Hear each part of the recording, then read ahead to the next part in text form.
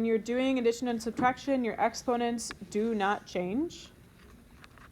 Wow, that was actually changed font there. So do not change. Your number in front will change, your coefficient, but the exponents do not change. Because you're just totaling up, okay, how many x to the thirds do I have? Your exponents should stay the same. So let's look at number 1. If you like to color code things, it's a great day for you because we're going to mark some like terms. On number 1, I have what operation? Addition. So please pay attention to your signs in the middle. I see the most mistakes because my students are just like parentheses, and then they just start doing stuff without actually thinking about what operation it is. It's addition. So I'm going to take these out of parentheses and just rewrite it. So 3x to the third plus 2x squared minus x minus 7. Plus this stuff. So it doesn't change anything. The parentheses bother me. I don't know. There's just something about it. So I like to get it out of parentheses and then mark my like terms.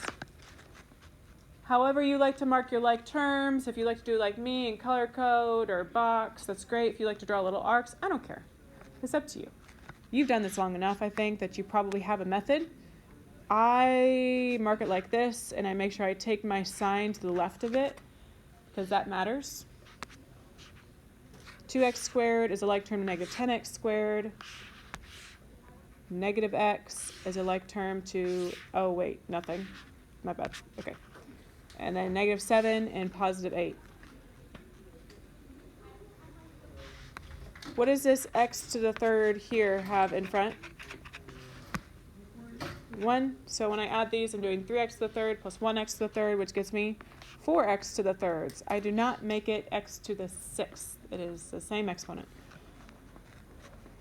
2x squared minus 10x squared is negative 8x squareds.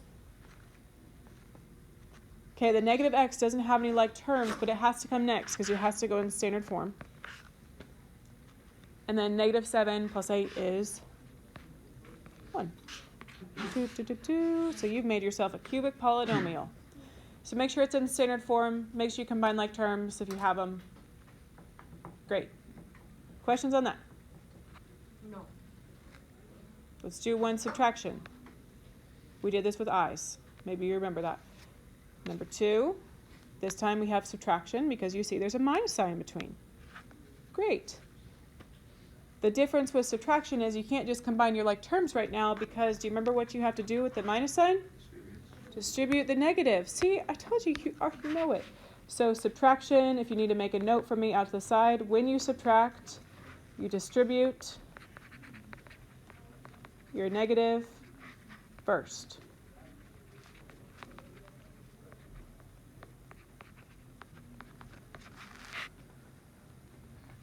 So we're going to bring down this first parentheses, just as is. But then the second parentheses, we'll have to distribute the negative 2 in a second. So this minus sign changes the sign of everything to the right. So I subtract minus 2x to the third. Negative times a positive 6x squared is negative 6x squared. Negative times negative x is positive x. Negative times a positive 1 is, negative 1. There we go. So that right stuff, the right side is going to change signs here because we're subtracting it. Maybe you can do this in your head. If so, great, but it's always a good idea to write it out. And then mark your like terms, combine them up. So I will do that my way, you do it your way. Make sure you pay attention to the signs that go with them. Looks like everything here has a like term today. 9, negative 1. Okay, so that would be 6x to the third. Negative 3 minus 6 is negative 9x squareds. Remember, this one has a 1, so it's negative 2 plus 1, which is negative 1x. 9 minus 1 is 8.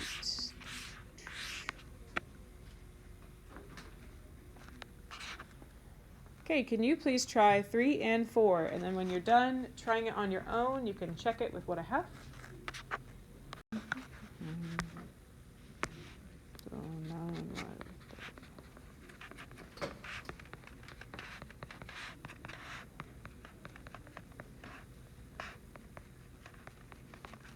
mark them up. Oh, that one doesn't have any like terms. This one does.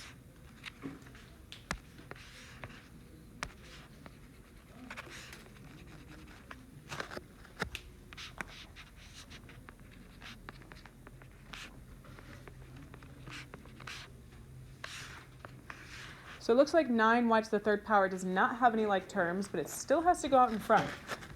Don't forget about them. Is it minus 3? Does this look correct? For those of you who've done it? Okay. So on number 4, we have subtraction.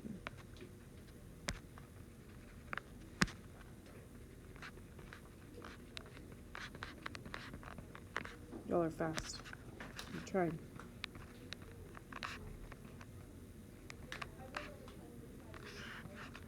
I should never do T's because they kind of look like plus signs.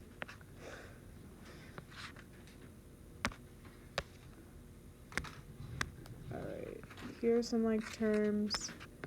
Here's some like terms. Here's some like terms. Oh, that's wrong. Hold on.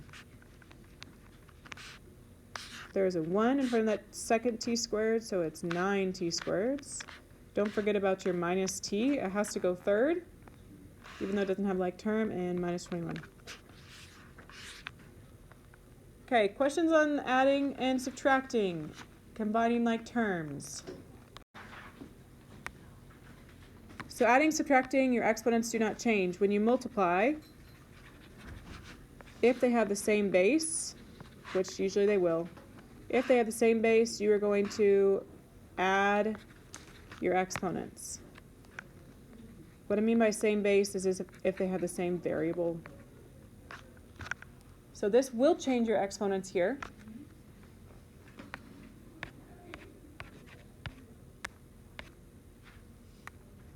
We're going to do number 5. Again, pay attention to your operation because my parentheses and stuff here is side by side. That's how I know it's multiplication. So number 5, we're multiply 2x to the third times 3x to the second. 2 times 3 is 6, and I add my exponents. 3 plus 2, 5. Great. Again, 2x to the third times, what exponent does this one have? 1. So if you need to help you, write it in. 2x times, so negative 8, x to the 3 plus 1, 4. And one more. 2 times 5 is 10. Don't forget your x to the third. Even though the 5 doesn't have an x, you can't just like leave it off there. So, huzzah. That gets you, this one's fun. That's a quintic trinomial. Great. If I'm going to FOIL or use double distribution, I first multiply out this x. But first up, what are these exponents here? 1. You can write them in to help you if you want. Sorry, wrong thing. 1. Okay. So we'll start with distributing the x. X times 2x is 2x, and I add my exponents, squared. Okay, and then we have to distribute x again. So that's the first terms. Now we're going to distribute x to the 5 outer terms. X times 5 is 5x. Don't put x5. That's weird. Keep going. Now we'll distribute the negative 3. So inner terms. Negative 3 times 2x is negative 6x. And negative 3 times 5 is... Why did I put 5? 15. There you go. Sorry, that looks weird. You are not done, though, because you need to combine like terms. So you've got some like terms in the middle. These x's, we'll mark those and go ahead and combine them. You get 2x squared minus 1x minus 15. So a quadratic trinomial for you. Okay, that's one way you can do it. Your other option is the box method, which I showed you when we did eyes. If you're someone you get confused, you're drawing all these lines, then the box method is for you.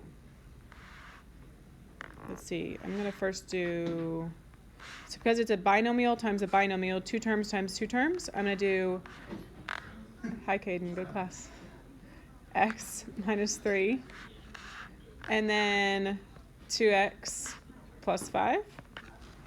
Okay, you just multiply like Punnett squares, right? Get the same thing. This is 2x squared, 5x. You'll notice my color coding is the same. That's negative 6x and negative 15. And then you would still need to combine like terms, and you get the same thing. So if you prefer to use the box method, go for it. You're going to see me do it usually when it's a 2 by 3 because there gets to be a lot of terms. We're going to do number 7 and 9. Okay, on number 7. This is one we haven't done so far in this class. You did do it in Algebra 1, but not here. So you can do distribution again. Like I would start by distributing the x to all 3 of these, and then you'll see me do it in blue. Distribute the 3 to all 3 of these. That'll work. It just gets a little messy, and I think for some people, you get confused because you're trying to follow all these lines, and you end up just drawing a bunch of lines. You don't even know what you've done, what you haven't done. So I usually use the box method, and it's something like this where there gets to be a lot of terms because there's 6. If you want to ignore me and do the regular distribution way, that's totally fine. You do what works for you. Just know that my color coding will be the same as what you see with those arcs. So I would do x plus 3 on my 2 terms. The other polynomial is 3 terms, a trinomial, so negative x to the second plus 2x plus 4, and then we Punnett square it, multiply. You can put little 1s on these x's if you want. X to the first times negative x to the second is negative x to the third. X to the first times 2x to the first is 2x squared. And that last one, x times 4, is 4x. Then you repeat that by distributing the 3. So 3 times negative x squared is negative, missed a term, hold on, sorry, negative 3x squared. 3 times 2x is 6x. 3 times 4 is 12.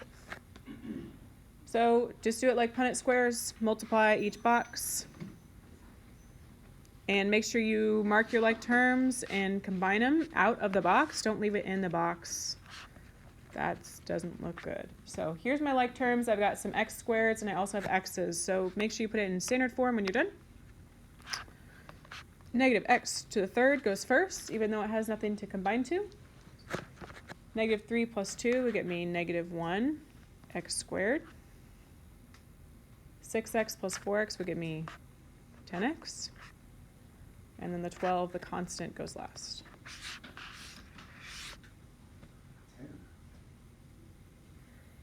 Yeah, 6 plus 4. There's not a trick to doing this all at once. You have to do it in pieces. So you're going to have to do, I'm going to label these 1, 2, 3. So you're going to have to do these first 2 first, or you could do the last 2. Doesn't matter. You just have to pick 2 of them to multiply out first. So I'm going to pick these first 2. We're going to multiply these ones first.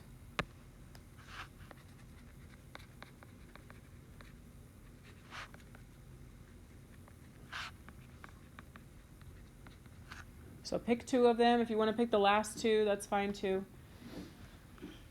But I'll multiply those 2 together, distribute them, and then we'll have to multiply again to the last binomial. So we'll do this one first. X times x is x squared. If you want to use the box method, you can. I usually don't when it's a 2 by 2. x times 4 is 4x. Now we'll distribute negative 1. Negative 1 times x is negative 1x. Negative 1 times 4 is negative 4. Combine your like terms, and I've got x squared plus 3x minus 4. So that was just the first two, but you still have, right, the second term. So, or the second binomial. You could put it right next to it over here on the right side. Just for me, that gets to be a little confusing if I'm trying to distribute like right to left. So I would probably take, maybe I should have multiplied the last two first. But I'm going to take this x plus 5 and put it out in front, because that just makes more sense to my brain. I don't know. So that one went there, and now I'm going to bring this x plus 5 out in front, so that if you wanted to use the distribution method, that makes it a little bit easier to put the 2 terms first, the 3 terms second. I would always switch the order if I have the 3 terms first. So I don't like doing distribution on this, so I'm going to use the box method. Go ahead and try it and see if you can finish this one on your own, and then check it with the people around you / me, okay?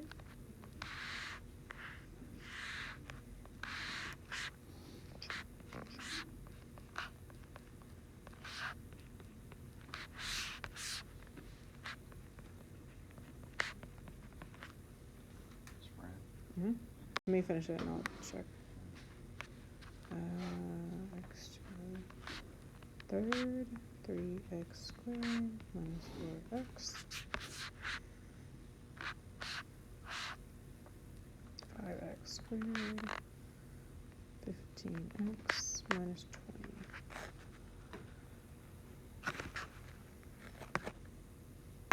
20. You do have 2 sets of like terms, again. Make sure you combine them out of the box if you're using the box method. So I would get x to the third plus 8x squared plus 11x minus 20. We're going to probably come back to number 10 tomorrow. But for today, I'll let you think about it. If you get to ones like that on Delta Math, you multiply them out the same way. It's just the setup that's a little bit different.